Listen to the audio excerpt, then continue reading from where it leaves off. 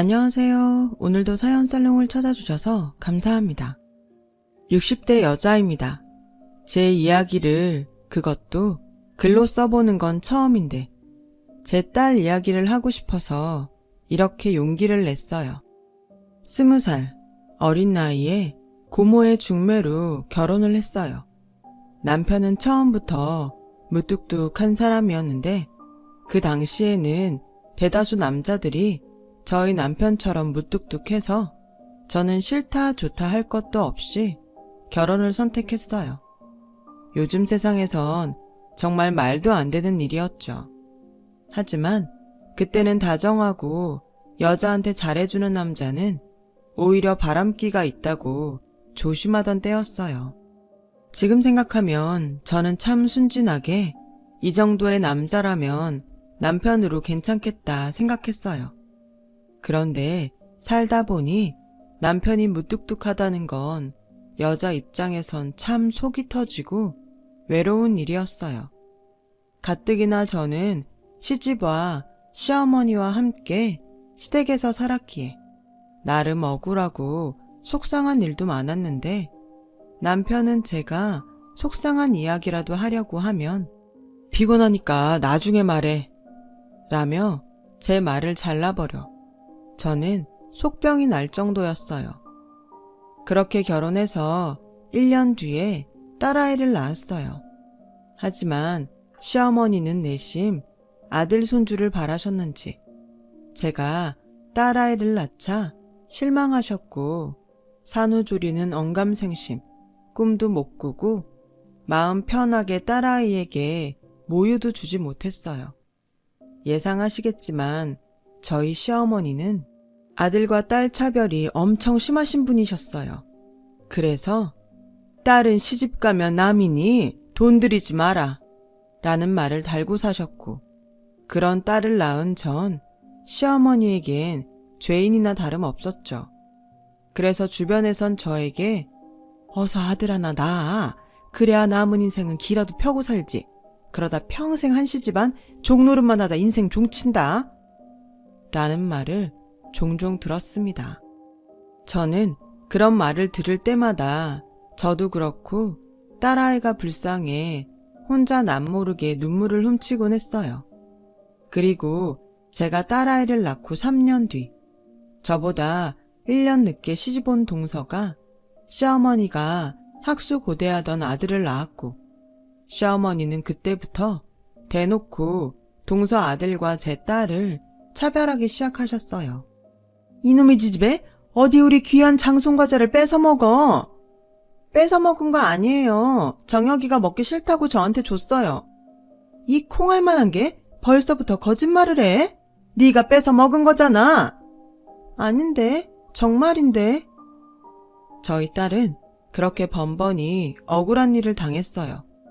저는 그런 딸아이를 보며 속이 뒤집힐 정도로 화가 났는데 시어머니가 무서워서 뭐라고 말하지 못했어요. 내심 남편이 저 대신 화를 내줬으면 좋겠다고 생각했죠.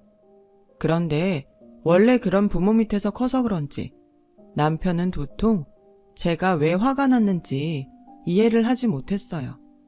자기도 저랑 같은 부모면서 딸아이 상처받는 것도 이해 못하는 남편을 보자 저는 언제부터인가 시어머니보다 이런 무감각한 남편이 더 미웠죠. 저희 부부는 무늬만 부부일 뿐 부부의 정이라곤 하나도 없었어요. 그냥 서로를 답답하게 생각할 뿐이었죠. 그래서 저는 제가 할 수 있는 모든 애정을 딸에게 주었어요. 비록 능력이 없는 엄마라 변변한 학원 한번 보내주지 못했지만 저는 행여 딸아이가 상처받고 삐뚤어질까봐 늘 사랑한다는 말을 달고 살았어요. 그런 저의 노력 때문인지 딸아이는 야무지게 그리고 똑똑하게 자기 몫의 일을 척척 해냈고 어디에 내놔도 반짝반짝 빛이 나게 커졌어요. 민정이 엄마는 참 좋겠어. 어쩜 민정이는 남들 다 가는 학원도 안 가고 공부를 그렇게 잘해? 이번 시험에서도 전교 1등 했다며? 비법 있으면 나도 좀 알려줘봐, 응? 비법은 무슨 그냥 지가 알아서 하는 거지. 나는 해준 것도 없어. 아, 우리 딸도 딱 민정이 반만 하면 내가 소원이 없겠다. 난 그동안 쏟아부은 학원비랑 과외비만 해도 집 한 채 값은 될 거야. 민정이는 대학 원서 어디에 넣어? 법대? 의대? 아니면 약대? 아, 정말 부럽다. 민정이는 어딜 넣어도 다 합격일 텐데 우리 아들은 서울에 있는 대학은 갈 수 있나 모르겠어. 자긴 정말 복 받았다. 나는 세상에서 민정이 엄마가 제일로 부러워. 저는 이런 말을 들을 때마다 당연히 어깨가 으쓱했어요. 하지만 해준 것이 없는 부모인 걸 저 스스로 너무 잘 알기에 저의 마음 한편에는 늘 미안한 마음이 맴돌았죠. 이런 마음을 딸아이는 또 어떻게 알았는지 이런 말을 해줬어요. 나는 우리 엄마가 내 엄마라서 너무 좋아. 우리 엄마는 항상 나한테 뭘 강요하지도 않고 매 순간 나를 사랑해주잖아. 그야 부모는 당연히 자식을 사랑하지. 근데 그렇게 당연한 일이 친구들한테 들어보면 아닌 것 같더라고. 그냥 공부만 잘해서 좋은 대학 가서 성공하라고만 자꾸 말해서 힘들대. 원래 부모는 자식이 잘 되길 바래서 그래. 친구한테 가서 말해줘. 부모는 당연히 자식을 사랑한다고. 그 친구 부모님은 그래도 뭘 많이 해주나 보다. 엄마는 우리 딸한테 해준 게 없어서 바라면 염치 없는 거지. 에이, 이렇게 낳아주고 잘 키워줬으면서 또 그런 소리 한다. 엄마는 언제나 내 편이잖아. 할머니가 기집애라고 뭐라고 하셔도 항상 내 편. 그래서 나도 언제나 엄마 편 할 거야. 제가 전생에 좋은 일을 많이 했을까요? 아니면 남편복 없는 저를 누군가 불쌍히 여겨 이런 귀하고 예쁜 딸을 저에게 보내주셨을까요? 저는 어떻게 이런 딸을 내가 낳았는지 늘 감사하고 또 감사하게 생각했어요. 그러던 어느 날 저희 딸이 진로를 고민하다 의대에 진학하고 싶다고 말했고 남편에게 딸 진학 얘기를 잠깐 했는데 그새 남편에게 이야기를 들은 시어머니는 아침 대바람부터 저희 딸아이에게 의대? 무슨 기집애가 돈 많이 드는 의대를 가. 그냥 돈 까먹지 말고 얌전히 있다가 시집이나 가. 라고 화를 내셨어요. 딸아이는 할머니 말에 주눅이 들었더라고요. 저는 그 모습에 화가 나서 당장 시어머니에게 따지고 싶었는데 딸아이가 고개를 절레절레 흔들며 저를 말리는 듯 서둘러 학교에 갔어요. 불과 며칠 전 시어머니는 3살 어린 동서의 아들한테는 우리 손주는 커서 뭐가 되려나? 의사? 변호사? 뭐가 됐든 좋으니까 할미한테 말만 해. 우리 손주 학비는 할미가 다 낼 테니까. 라고 말씀하셨는데 공부도 잘하고 저렇게 속도 깊은 저희 딸을 순전히 기집애라고 무시하는 시어머니에게 더는 참을 수 없는 화가 치밀었어요. 그래서 결국 점심때를 넘기지 못하고 저는 처음으로 시어머니에게 이런 말을 했어요. 어머니, 학비 내달라고 하지 않을 테니까 민정이한테는 아무 말 하지 말아주세요. 지가 갈만 하니까 간다고 하는 거예요. 뭐? 너는 지금 그게 네 시애미한테 할 소리냐? 애는 엄마를 보고 배우는데 네가 이렇게 나한테 함부로 하니 네 딸이 뭘 보고 배우겠어? 아무튼 난 기집애한테는 1원도 줄 마음 없으니까 나한테 손 벌릴 생각 하지도 마라. 내 돈은 고이고이 잘 뒀다가 우리 손주 정혁이 줄 거니까. 저는 시어머니의 한쪽으로 기운 애정에 더는 아무 말도 하고 싶지 않았어요. 그리고 결혼하고 내내 살던 시댁에서 분가를 해야겠다고 결심했고 그날 저녁 저는 남편에게 시어머니한테 들은 이야기와 분가를 하고 싶다는 말을 했어요. 분가를 하자고? 당신 돈 있어? 엄마가 뭐라고 좀 했기로 분가를 하자는 거야? 내가 애예요? 어머니한테 한 소리 들었다고 나가게? 대단한 집 아니어도 되니 우리 형편에 맞게 집 구해서 나가요. 이제 곧 민정이도 대학에 들어갈 거고 나도 결혼하고 20년 동안 시댁살이 했으면 내 살림 차려도 되잖아요. 나 그동안 많지는 않아도 모아놓은 돈 조금 있어요. 이 사람이 참 뭘 모르네. 여기서 어머니랑 살아야 우리가 돈을 모으지. 나가면 숨만 쉬어도 돈이야, 이 사람아. 그리고 나도 생각해봤는데 민정의 의대는 좀 과한 것 같아. 당신 정말 해도 너무하네요. 우리의 성적이 얼마나 좋은지 알아요? 자식이 더 있는 것도 아니고 여태 아무것도 해준 거 없는 딸 자식한테 우리가 무슨 자격으로 이래라 저래라 간섭을 해요. 무슨 자격? 부모 자격이지. 지가 우리 아니면 이 좋은 세상에 어떻게 태어나? 좋은 세상? 할머니랑 아빠한테 내내 차별받고 그렇게 살았는데 당신은 그런 말을 참 잘도 하네요. 아무튼 나는 민정이랑 이 집 나갈 거예요. 싫으면 당신이나 당신 어머니 모시고 평생 살아요. 지금 생각하면 그런 용기가 어떻게 나왔는지. 저는 제 입으로 말하기 부끄럽게도 그때까지 멍청하게 순종하며 살았어요. 누가 그러라고 한 것도 아니었는데 말이죠. 저는 그때 생각했어요. 지금이라도 이렇게 살지 말자고.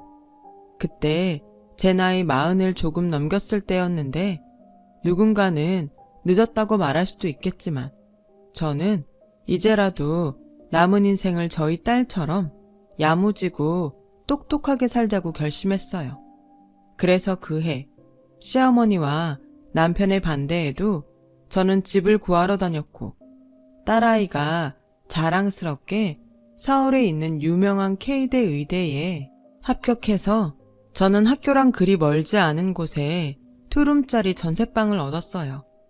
비록 잘 갖춰진 집은 아니었지만 저는 만족했습니다. 남편은 결국 자기 어머니를 혼자 둘 수 없다며 저희는 당분간 일지 어떨지 모른 채 따로 살게 되었어요. 처음엔 남편이 함께 살지 않아 서운한 마음도 들었는데 점점 처음 느껴보는 자유에 이제 좀 제대로 숨쉬고 사는 기분이 들더라고요. 나중엔 오히려 남편이 생각이 바뀌었다고 할까봐 걱정이 되기도 했어요. 정말 이상하죠? 시어머니와 남편과 있으면 그렇게 외롭더니 바쁜 딸아이 때문에 혼자 있는 시간이 많아진 그때는 정말 그렇게 홀가분할 수가 없었어요. 그리고 제 생활은 조금씩 변하기 시작했고 나이가 적지 않지만 딸아이와 살아야 하기에 돈을 벌려고 일자리를 구하러 다녔어요. 딸아이는 신입생이지만 거의 밤잠을 설치며 공부했죠. 저는 그런 딸에게 이제라도 뭐든 해주고 싶어 정말 열심히 일을 구하러 다녔는데요. 다행히 집이랑 그리 멀지 않은 식당에서 주방에서 일할 사람을 구한다고 해서 무작정 용기를 내서 들어갔어요. 그 결과 살림도 경력이라고 20년 살림을 했다고 하니 여자 사장님은 흔쾌히 저를 채용해 주셨고 저는 그날을 시작으로 처음으로 제 손으로 돈을 벌었어요. 딸도 저도 처음 경험하는 일에 정신이 없고 이젠 뭔가 좀 알겠다 싶으니 시간은 훌쩍 흘러 저희 아이가 대학교 3학년이 되었어요. 그 해가 동서의 아들, 즉 저희 시어머니가 그렇게 사랑하는 손주의 수능이 있던 해였거든요. 남편은 느닷없이 저에게 전화를 해서 이제 집 계약 기간이 끝나가지 않냐고 했고 이제 나가서 살 만큼 살았으니 시댁으로 돌아오라고 했어요. 저는 아직 딸아이가 졸업도 안 했고 또 졸업을 해도 전문의까지 뒷바라지할 생각이라 그럴 수 없다고 했는데요. 옆에서 통화를 듣던 시어머니가 자기 분에 못 참아 남편의 전화를 빼앗아 저에게 다짜고짜 화를 내는 거예요. 내가 오냐오냐 했더니 네가 아주 시엠이 무서운 줄 모르는구나. 잠만 말고 당장 그 집 빼서 집으로 들어와. 엄연히 따지고 보면 그 집 보증금도 네 돈은 아니잖아. 어디 나가 돈도 못 버는 게 내 아들 돈으로 밖에 나가 편히 살겠다고? 너도 참 염치가 없다. 이 정도 봐준 것도 내가 너그러워 그런 줄 알고 당장 그 보증금 나한테 가져와. 여기 집 보증금은 제가 안 입고 안 먹고 악착같이 생활비에서 모은 돈이에요. 이 돈을 왜 제가 어머니를 드려요? 그리고 그동안 그 집에서 살림한 값으로 따지자면 턱도 없이 모자라는 돈입니다. 얘 참 답답한 소리 하네. 그니까 그 돈 네가 나가서 벌었니?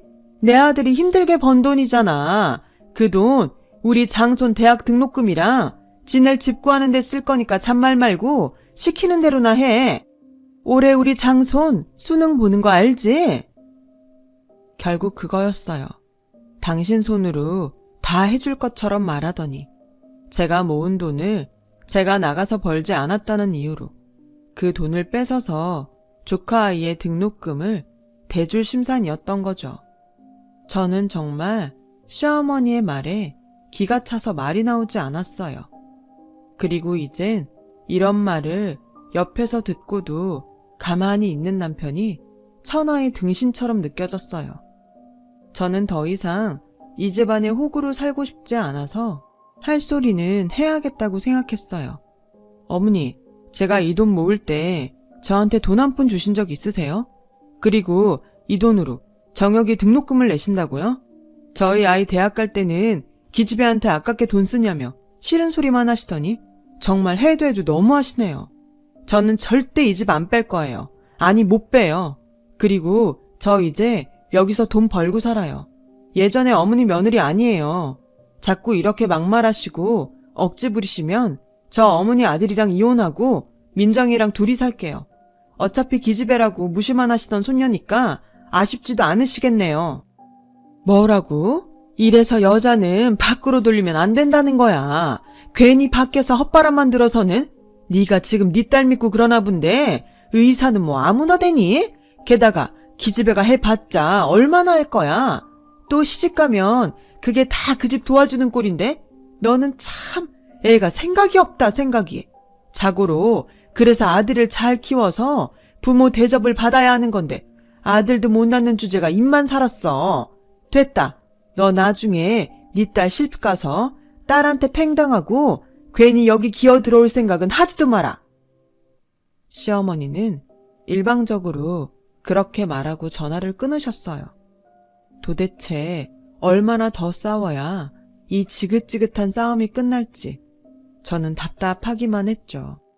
수십 번, 아니 수백 번을 생각해도 더는 이렇게는 살 수 없다는 생각이 들어 남편에게 밖에서 따로 만나자고 했어요.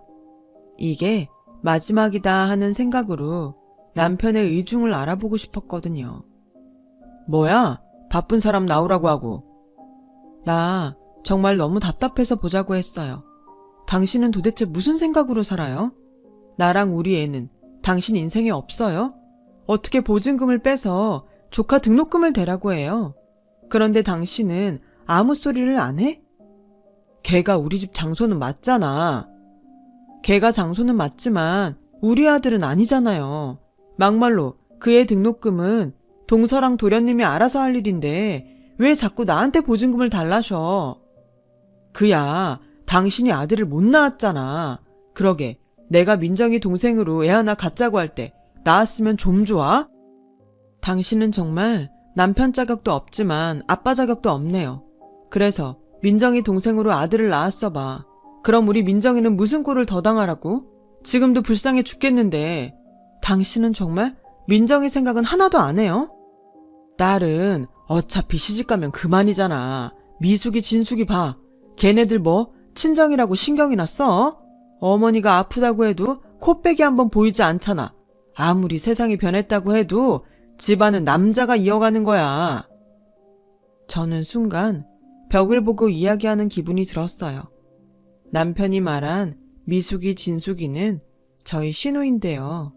워낙 크면서 시어머니에게 차별을 받고 자라 친정에 별로 정이 없어요.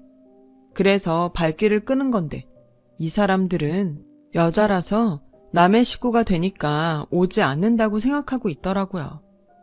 아무리 말해도 당신이랑 당신 어머니는 듣고 싶은 대로 들으니까 그냥 우리 이혼해요. 어머니가 말한 대로 민정이가 시집가서 내가 팽당해도 다시 그 집에 갈 생각 없으니까. 뭐? 당신이 그렇게 나오면 내가 무서워할 줄 알아? 당신이 원해서 하는 이혼이니까 나한테 위자료 뜯어갈 생각은 하지도 말어. 위자료 같은 거 필요 없으니까 지금 살고 있는 집 보증금 달라는 소리는 하지 말아요. 그 돈 엄연히 내가 모은 내 돈이니까. 결국 그거였네. 당신 그 돈 주기 싫어서 이혼하자는 거지? 저는 이 끝나지도 않는 도돌이표 대화를 더는 하고 싶지 않았어요.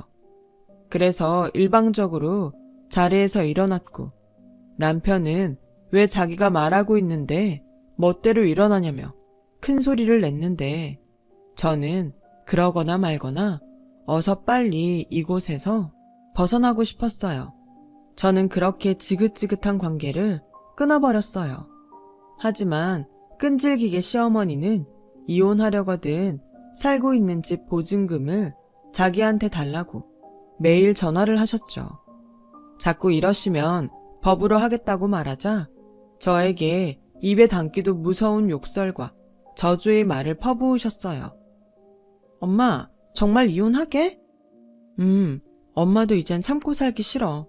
이렇게 나와서 살아보니 엄마가 그동안 얼마나 바보같이 살았나 후회만 돼. 만약 엄마가 좀 더 빨리 지금 같은 생각을 했으면 우리 딸 조금은 덜 상처받게 할 수도 있었을 텐데 미안해. 아니야, 내가 말했잖아. 나는 엄마가 항상 내 편이어서 언제나 든든했다고. 엄마, 조금만 기다려줘. 나 의사 되고 돈 많이 벌어서 엄마 호강시켜 줄게. 말만 들어도 벌써 호강한다.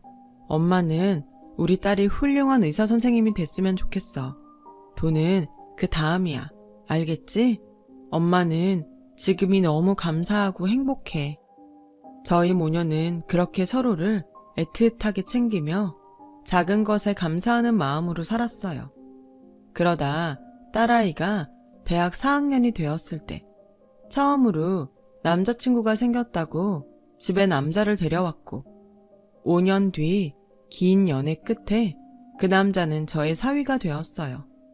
혹시 부모가 이혼해서 결혼을 못하나 내심 말도 못하고 고민하고 있었는데 다행히 처음 예비사돈을 만나러 간 날 안사돈이 저의 손을 잡으며 혼자 이렇게 딸을 훌륭하게 키웠냐며 대단하다고 얘기해 주셔서 얼마나 감사했는지 몰라요.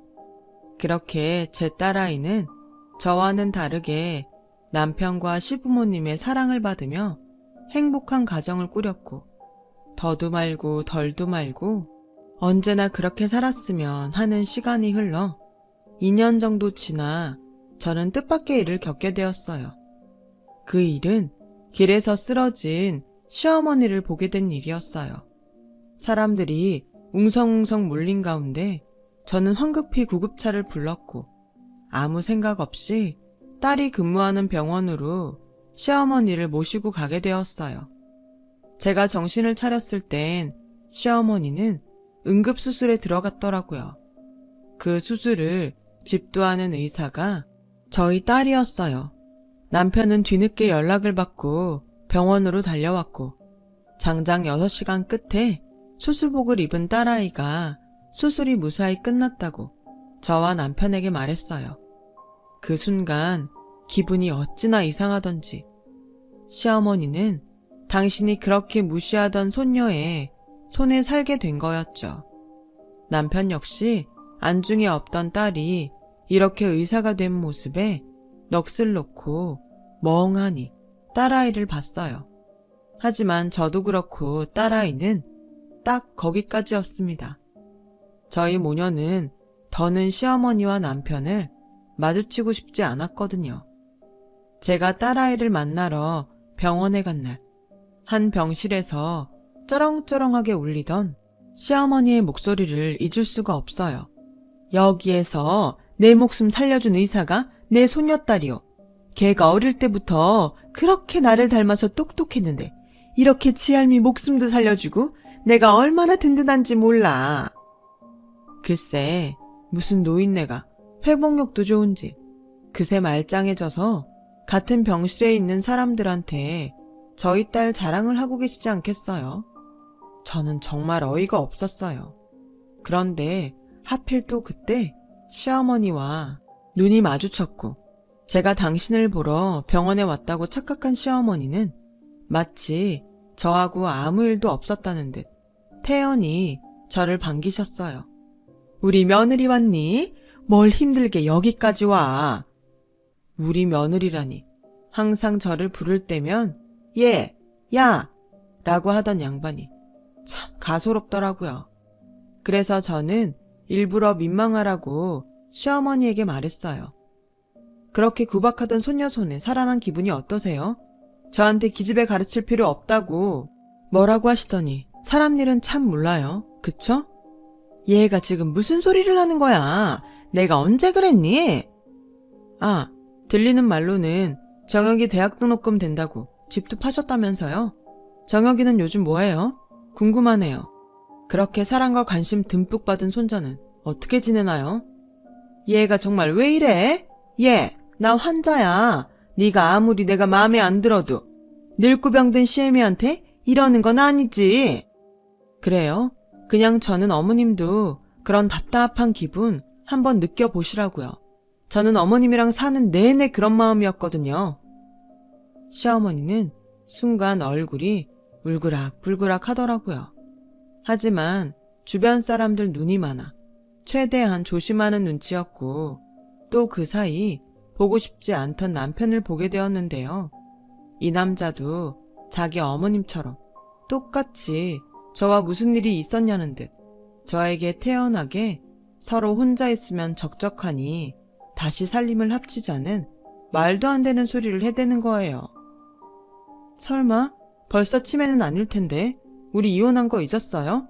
왜 남남이 살림을 합쳐요? 정말 당신도 그렇고 당신네 사람들은 정말이지 소름 끼쳐. 여보, 무슨 말을 그렇게 해. 그냥 서로 지난 일은 잊고 잘 살아보자는 건데. 여보? 참 왜 이제 와서 잘 살아보자는 건데요? 아, 이제 내가 쉬워? 그렇게 장손 타령하더니 있는 재산 그 장손 밑에 꼬라박고 이젠 개털 신세라지? 사실 저는 다 알고 있었어요. 종종 예전에 친하게 지냈던 동네 이웃이 시댁의 소식을 알려줬거든요. 그때는 그냥 쌤통이라고 생각하고 말았는데 그게 이렇게 저에게 통쾌한 복수를 하게 해줄지는 그때 미처 몰랐어요. 남편은 제 말에 자존심이 상했지만 참는 듯 보였어요. 그리고 애써 자존심을 누르고 계속 저에게 마음에도 없는 사과를 하며 다시 잘해보자고 하더라고요. 제가 미치지 않고서야 그 집에 다시 들어가겠어요? 저는 단칼에 거절하고 혹여 시집간 딸한테 엉겨붙을까봐 딸에게도 절대 어떤 부탁도 들어주지 말라고 신신당부를 했어요. 그리고 며칠 뒤 시어머니는 퇴원을 하셨죠. 그렇게 제 딸아이를 찾으셨다고 해요. 제 말도 있고 딸아이도 그간 할머니한테 쌓인 게 있으니 할머니가 찾아도 바쁘다고 거절했다는데 알고 보니 제 딸을 팔아 병원비를 가족 할인 받으려고 그렇게 제 딸을 애타게 찾았다고 하더라고요. 결국 제 딸의 겁으로 시어머니는 병원비 할인도 받지 못하셨고 병원비를 다 내고 병원 밖을 나갔대요. 그 말을 듣고 어찌나 속이 뻥 하고 뚫리는지 이제는 그들도 후회라는 걸 좀 했으면 좋겠다는 생각이 들었어요.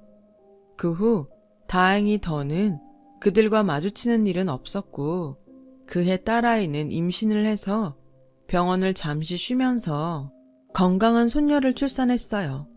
딸이라는 이유로 그렇게 멸시받고 무시당했는데 저도 그렇지만 딸의 시부모님은 손녀딸을 아주 귀한 보물처럼 대하셨어요. 참 감사한 일이 아닐 수 없었죠. 지금 그 손녀가 올해 유치원에 입학했어요. 말하는 것도 행동하는 것도 어찌나 지 엄마처럼 야무지고 똑똑한지 저는 또 새로운 재미와 감동 속에 매일매일을 살아가고 있습니다. 지금에서 돌아보면 제 인생에서 딸아이를 낳은 건 세상에 태어나 가장 잘한 일이었어요. 저는 뭘 바라기보다 그저 딸아이가 제 딸로 와줘서 그것만으로도 참 감사합니다. 지금까지 저의 이야기 들어주셔서 감사합니다. 참고 열심히 살다 보니 좋은 날이 오더라는 얘기가 길어져 버렸네요. 적고 보니 제가 참 주책맞게 느껴지기도 하고요. 모든 분들 지금까지 잘해 오셨으니 더 잘 되실 겁니다. 건강하시고 꽃길만 걸으세요. 여러분, 사연 댓글에 응원과 현명한 조언 부탁드려요. 좋아요와 구독은 저에게 큰 힘이 됩니다. 오늘도 좋은 일 가득하세요.